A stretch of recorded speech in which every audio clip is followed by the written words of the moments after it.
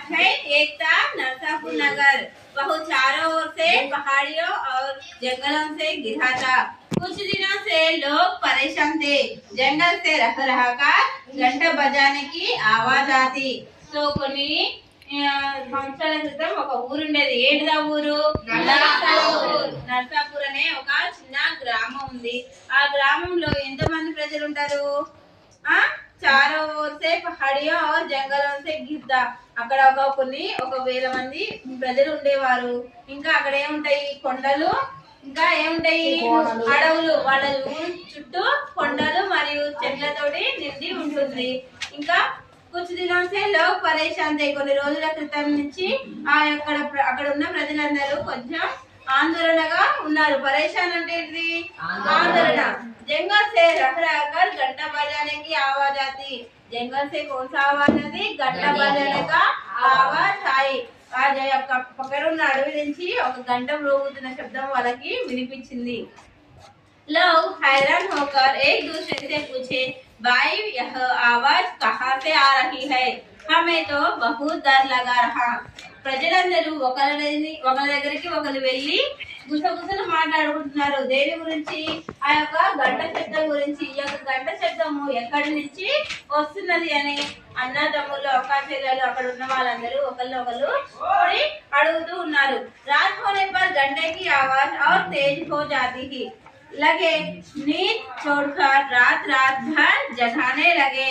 न जाने यह आवाज कहाँ से आ रही है. लगता है कुछ बुरा होने वाला है. సో వాళ్ళకి నైట్ కాగానే ఆ శబ్దం వినపడుతుంది. పగలు మొత్తం ఆ శబ్దం అనేది ఏ శబ్దము ఇలాంటిది ఏమి కూడా వినపడట్లేదు. ఓన్లీ నైట్ మాత్రం వినపడుతుంది. ఎందుకు నైటే వినపడుతుంది? అక్కడ ఉన్న ప్రజలందరూ వాళ్ళ యొక్క పనులకి పగులు వెళ్తారు. పగులు వెళ్ళి ఎవరి పనులు వాళ్ళు ముగించుకొని వచ్చి నైట్ సేద తీర్చుకుంటారు. అంటే అలసిపోయి నిద్రపోతూ ఉంటారు. ఆ నిద్రపోయే శబ్దంలో అంతా కామ్ గా ఉంటది. కాబట్టి కామ్ గా ఉన్న తర్వాత ఏముంటది? మనం కూడా నిద్రపోతాము. కామ్ గా ఉంటది. మొత్తం ఏ చిన్న శబ్దం వినిపించినా గానీ అది పెద్దగా అనిపిస్తుంటది మనకి. అలాగే వాళ్ళు అడవి పక్కన ఉన్నారు కాబట్టి ఇంకా వాళ్ళకి ఆ యొక్క గంట శబ్దము చాలా పెద్దగా అయ్యింది. పెద్దగా వినిపించడంతో పాటు భయం కూడా కలిగింది వాళ్ళకి. అవునా? ఎక్కడి నుంచి వస్తుంది గంట శబ్దము? ఎందుకు వస్తుంది? ఎవరు చేస్తున్నారు అనే క్వశ్చన్స్ వాళ్ళలో బయలుపడినాయి.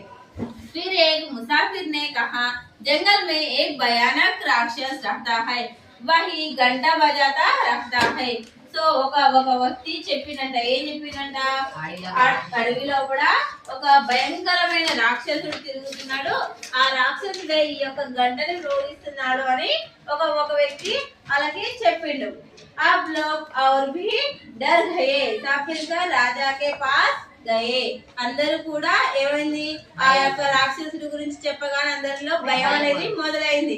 అందరూ ఎంతో భయపడుతూ ఆ యొక్క గ్రామాన్ని పరిపాలిస్తున్న రాజు దగ్గరికి వెళ్ళి వాళ్ళ యొక్క సమస్య గురించి రాజుకి తెలియజేశారు. వాళ్ళు మహారాజ్ హమే గంటే బజానే వాలే రాక్షస్ కే బచాయియే. ప్రజలందరూ ఏమన్నారు? ప్రజలందరూ కలిసి రాజు దగ్గరకు వెళ్ళి, మాకు రాత్రి వేళ ఒక గంట శబ్దం వినిపిస్తున్నది. ఆ యొక్క గంట శబ్దము మేము పరిశీలించింది ఏమనగా రాక్షసుడు, ఒక పెద్ద రాక్షసుడు ఆ గంట శబ్దాన్ని మోగిస్తున్నాడు. సో ఆ గంట శబ్దం నుంచి, ఆ యొక్క రాక్షసుడి నుంచి మమ్మల్ని కాపాడండి మహారాజా అని ప్రజలందరూ వెళ్ళి ఆ యొక్క మహారాజుని వేడుకున్నారు. उन्होंने कहा, जो भी घंटा बजाने वाले राक्षस से मुक्ति दिलाए उसे ढेर सारा इनाम दिया जाएगा. సో ఎవరైతే ఆ యొక్క గంట శబ్దం చేసిన రాక్షసుని వెళ్ళి పట్టుకుంటారో వాళ్ళకి ఒక పెద్ద విలువైన బహుమతిని నేను అందిస్తానని మహారాజు ప్రకటించారు. उसी नगर में होशियार लड़की रही थी. वह राजा के पास गए. उसने कहा, महाराज मैं घंटा बजाने वाले राक्षस का मुकाबला करूंगी. ఒక తెలివైన బాలిక ఉంది. ఆమెకి ఎంతో తెలివితో పాటు ఎంతో చాతుర్యము, ఎంతో ఉత్సాహము, ఏదైనా ఒక కొత్త విషయాన్ని తెలుసుకోవాలి అనేంత ఆతృత అనేది ఉంటుంది. దగ్గరికి వెళ్ళి, నేను వెళ్ళి అడవికి చూసి వస్తాను. ఎవరైతే ఆ గంటా శబ్దాన్ని మ్రోగిస్తున్నారో ఎవరో వాళ్ళు నేను తెలుసుకొని వచ్చి మీకు చెప్తాను. నేను పట్టుకుంటాను ఆ రాక్షసుని ఆ బాలిక చెప్పింది. सब लोग आश्चर्यचकित తే లడికి జంగల్ గయి. సో అందరు ఏమయ్యారు? ఆశ్చర్యం చకిత్ అంటే ఇది ఆశ్చర్యపోయారు. ఇంత చిన్న అమ్మాయి ఆ యొక్క రాక్షసుని పట్టుకుంటదా అని వాళ్ళందరూ ఆవార పోయారన్నమాట. ఆవార పోవడం అంటే ఎంతో ఆశ్చర్యపోవడము. లడికి జంగల్ గయి, ఆ అమ్మాయి ఏం చేసింది? అడవికి వెళ్ళింది. జంగల్ బోలతే క్యా హై? फॉरेस्ट। वहाँ उसने काटे और ढालिया साफ कर एक झोपड़ी बनाई। वह పశు పక్షి ఆనే లగే. సో అక్కడ ఉన్న చెత్త చెదారంతా క్లీన్ చేసుకుంటూ ఆ యొక్క కొమ్మలని చెట్లని దాటుకుంటూ ఆ యొక్క ముళ్ళ కంపలని దాటుకుంటూ ఆమె ఏం చేసింది? నెమ్మదిగా అడవి లోపలికి వెళ్ళింది. एक दिन गंडे की आवाज सुनाई दी तो लड़की उसी देश के दिशा की ओर दौड़ी। देखा कि सामने बंदर का झुंड है। उन्हीं के बीच एक बड़ा सा गंडा पड़ा है। बंदर रहा ఆమె ఒకటే ఏం చేసింది? అడవికి వెళ్ళింది. అక్కడే ఉండి వాళ్ళ ఎవరు గంట శబ్దం చేస్తున్నారో అని ఒక చెట్టు నీడన ఉంటూ అక్కడ ఉన్న పరిసరాలని గమనిస్తూ ఉంది. ఇంకా నైట్ అయింది. నైట్ అయిన తర్వాత మళ్ళీ సేమ్ యాసిడ్ గా గంట శబ్దం అనేది వచ్చింది. ఎలా వచ్చింది ఆ గంట శబ్దము? అక్కడికి కొన్ని కోతులు గుంపులుగా వస్తున్నాయి. బందర్ బోలతే క్యా హై? మంకీస్. మంకీస్ అనేవి గ్రూప్ లో అంతా గ్రూప్ ఫామ్ చేసుకొని వచ్చినాయి అన్నమాట. लड़की ने घंटा उठाया और खुशी खुशी घर पहुंची और समझ गई थी कि घंटे वाले राक्षस की बात झूठी है। वास्तव में घंटा बंदर ही बजाते हैं।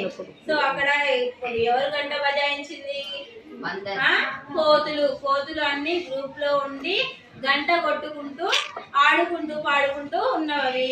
అప్పుడు ఆ పిల్ల ఏం చేసింది? అక్కడ ఉన్న అమ్మాయి लड़की ने एक थैले में ढेर सारे फल भरकर बंदर के आगे डाल दिए।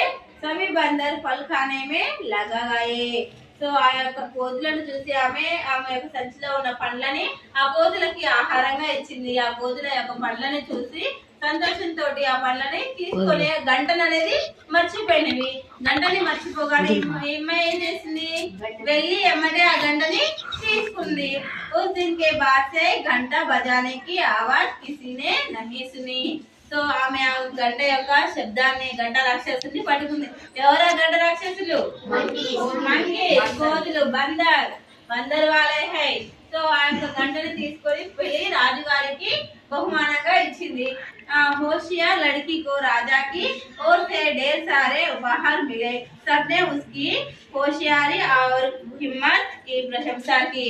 సో అందరూ కూడా ఆమె యొక్క ధైర్యాన్ని ఆమె యొక్క ధైర్యశీలిని చూసి ఎంతో గర్వపడి ఆమెకి ఎన్నో రకాల బహుమతులు ఇచ్చారు. రాజుగారు కూడా ఏం చేసిరు? ఆమెని అందరి ముందుకు తీసుకెళ్లి ఎంతో ప్రోత్సహించి అభినందించి ఆమెకి కావాల్సిన బహుమతులన్నీ అందజేసిరు. ఎందుకు? ఆమె ఆ ఊరి యొక్క సమస్యని పరిష్కరించింది. ధైర్యవంతురాలిగా అడవికి వెళ్ళి వాళ్ళ యొక్క సమస్యని పరిష్కరించినందుకు ఆమెను ఎంతో మంది ఎన్నో రకాలుగా పొగిడి అభినందించారు. అర్థమైందా రచన?